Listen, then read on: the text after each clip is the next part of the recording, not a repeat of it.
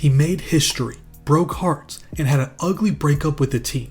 There was never a dull moment, but make no mistake about it, Charles Barkley and the Phoenix Suns were the greatest show on earth.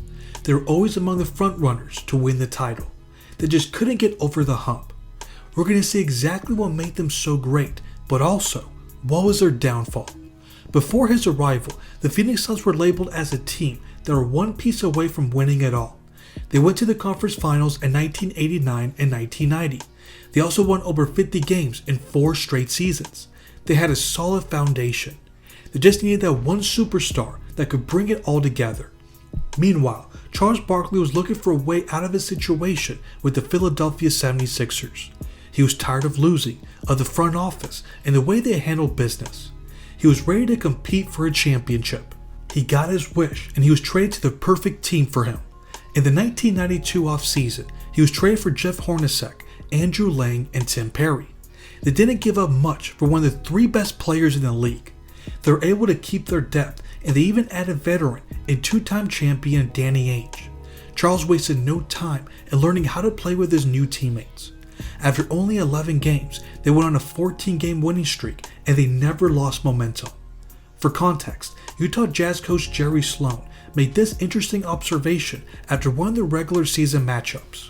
Barkley's skills just fit into what they're trying to do in Phoenix. They didn't have to change a lot of things because of his style of play. His abilities just blended in when he came there to play. End of quote. People forget that Charles was one of the top all-around players during his prime. It should be no surprise that he was able to adjust so quickly to their style of play. When you look at their roster, they made it so easy for him. We start with Kevin Johnson. He was considered one of the 3 best point guards during the late 80s and early 90s. He just finished an incredible streak of averaging over 20 points and 10 assists per game for 3 straight years. He is only among 5 point guards to ever accomplish this. Then there was Dan Marley, their second leading scorer that season. He was the one that had to adjust his game the most. He went from being the guy who slashed and took it to the hole to a guy who stood out in the perimeter and waited for double teams to take the open shot. The result, that he was able to tie Reggie Miller for the most 3-pointers made that season. Then they had 4-time All-Star Tom Chambers coming off the bench as well. Both Dan Marley and Tom Chambers finished in the top 5 for 6th man of the year. They also had Cedric Ceballos, who led the league in field goal percentage. He averaged nearly 58% from the field. There were even nights where he was the best player on the floor, like when he gave the Sacramento Kings 40 points on 93% shooting. Then there was Richard Dumas, who was putting up big numbers in his rookie season. He averaged 15.8 points per game on 52% shooting. This was the only season where he was able to stay clean and show the basketball world what he was capable of. For many basketball fans in the 90s, he was one of the biggest what-ifs. There was simply no team that could keep up with their high-power offense, and they also had 7 players that averaged in double figures. But the biggest difference maker was Charles Barkley. When Kevin Johnson went down with an injury and missed 32 games, it was Charles that became their main playmaker. They had to slow it down a little bit more without their speedy point guard, and they ran the offense through him. He did an exceptional job of getting others involved and knowing when to take over. In the end, he had one of the greatest all-around seasons by a big man. He is currently only the 5th power forward/center to average over 25 points, 10 rebounds, and 5 assists per game. But he didn't just impact the team with his numbers. He gave them some much needed toughness, and he pushed them to a level of greatness that nobody could have envisioned. That's what caught the eye of the majority of the league voters. This is what swayed them to select him as the MVP winner. Charles admitted they probably had better seasons during his time with the Sixers. He also said that the only difference is that he was now playing with a winner. That may be true, but he did average a career high in assists. We can say for certain that he made his teammates better, that he could be the best player on a potential championship winning team. He made things look so easy in the regular season. But the playoffs was a different story. Their first round opponent was the AC Los Angeles Lakers, who won 39 games. This was supposed to be an easy sweep. In fact, they lost all 5 games against the Suns in the regular season. However, they won the first 2 games on the road. Now people were wondering if it would be the Suns that would get swept. For some reason, they couldn't close out games. The Lakers finished Game 1 with a 9-0 run, and they finished Game 2 with a 9-1 run. They needed to play better in the clutch. After snapping out of their funk and winning the next 2 games, they had their chance to redeem their fourth quarter struggles in the deciding Game 5. And this one was a classic. James Worthy had a vintage performance, knowing that this was probably the last stand of his career. The Suns were down by 2 points with 26 seconds left, and they needed someone to save their season. Not yet. Barkley. Oh my goodness! Dan Marley was able to force overtime, and they avoided the disaster ending of losing in the first round as the 1 seed. From this point forward, Barkley started playing like the MVP. In Game 2, he had one of the greatest all-around performances of his playoff career. He finished with 35 points on 67% shooting, 10 rebounds, 7 steals, 3 blocks, and 2 assists. That is tied for the third most steals recorded in a playoff game. When motivated, he could shut down his opponents on the defensive end. Then in the last 2 games of the series, he had some noteworthy clutch moments. In Game 5, he erupted for 19 points for the final period.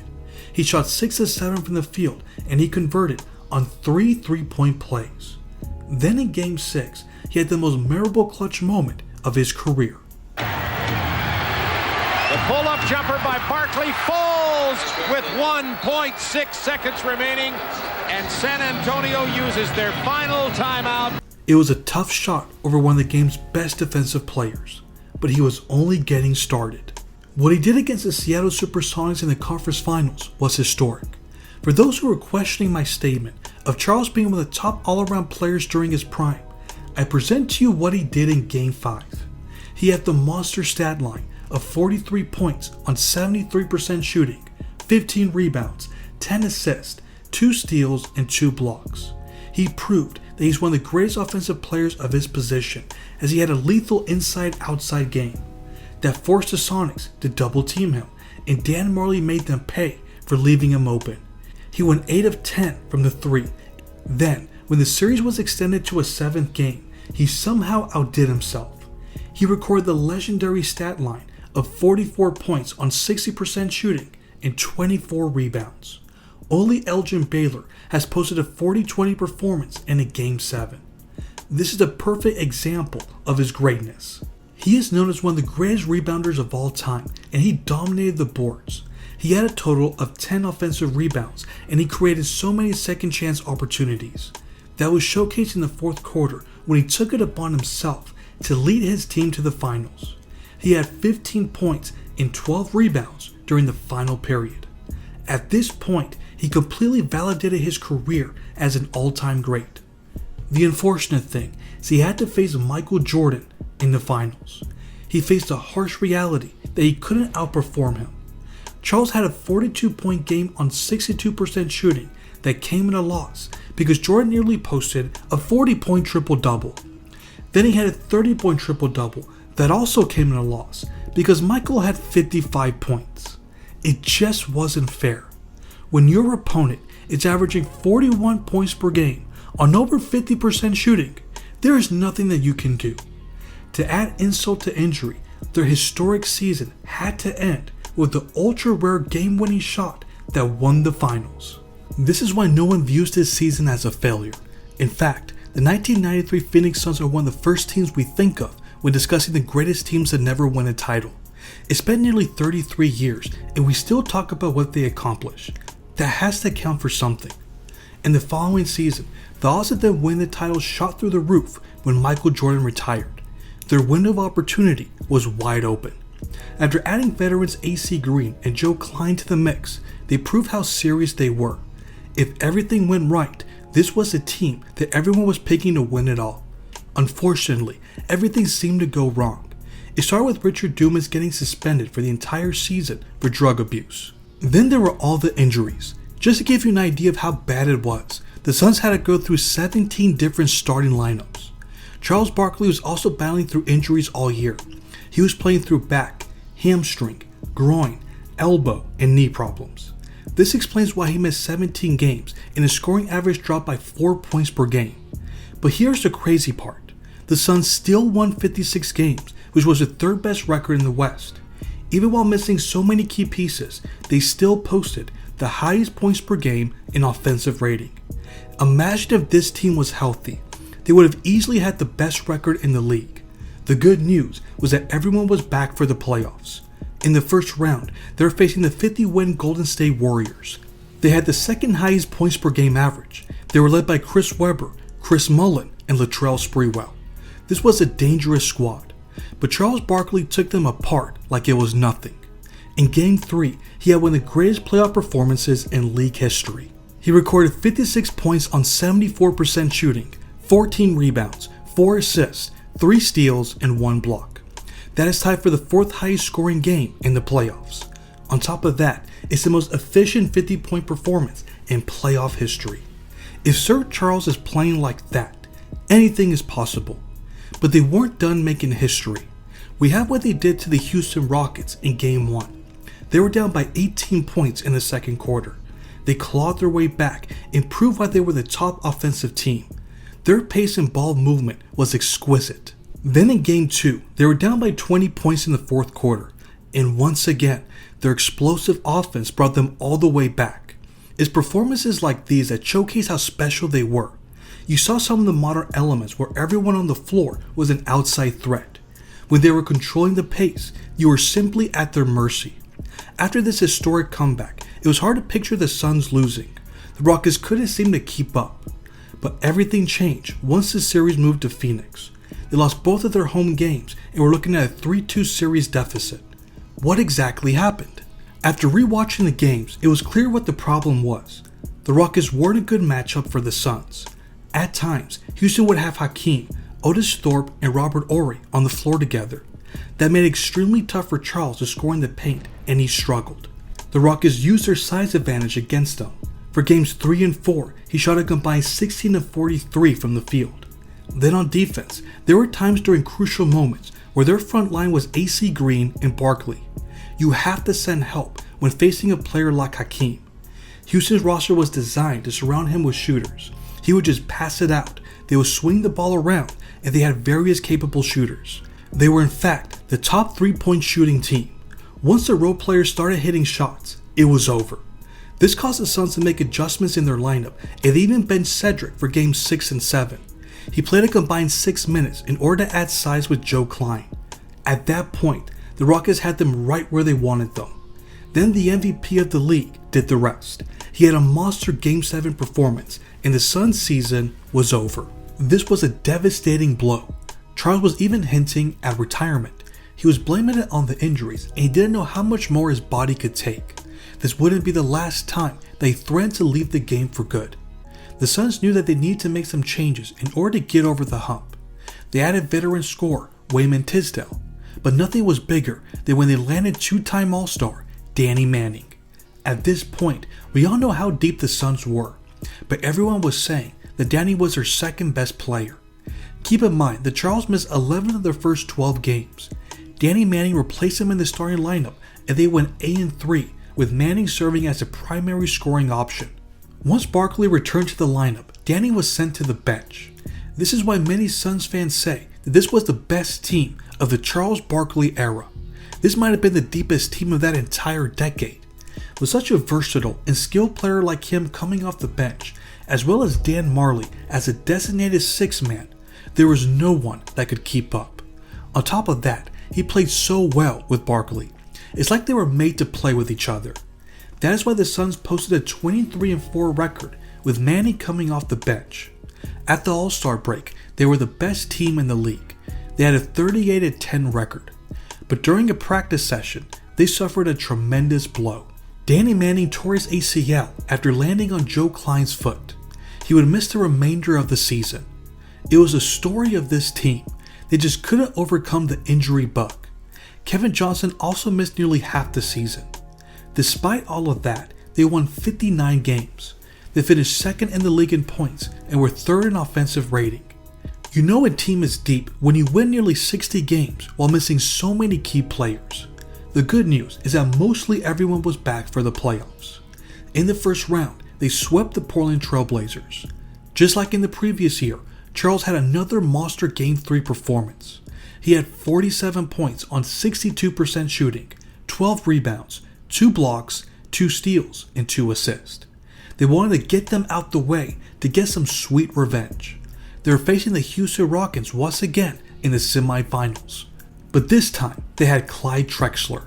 Now they had to worry about stopping 2 all-time great players. At first, they weren't fazed one bit. They completely crushed the Rockets in the first 2 games.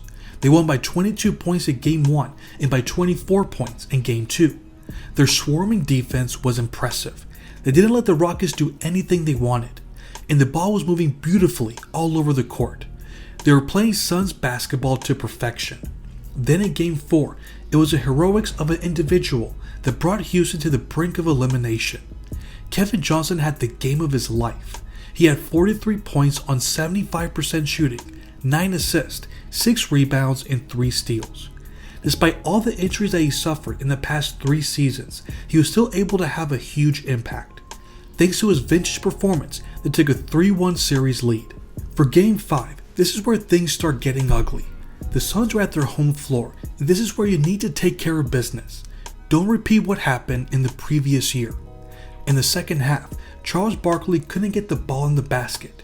He only had 1 point.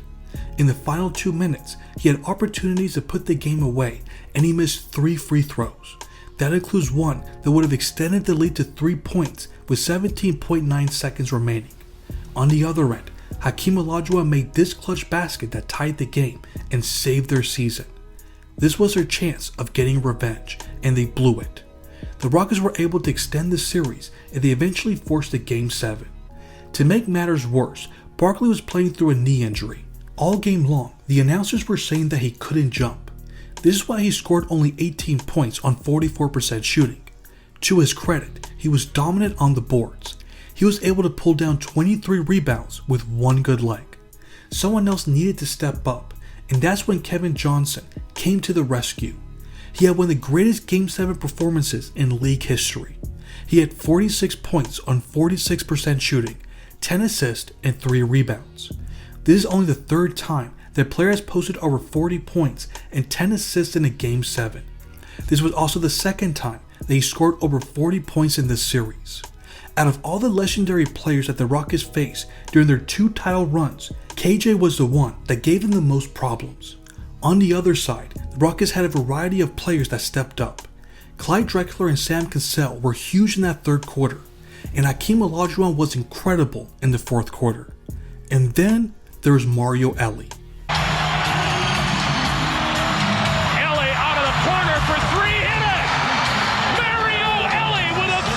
If you're a Suns fan, I don't know how you handled those 3 years.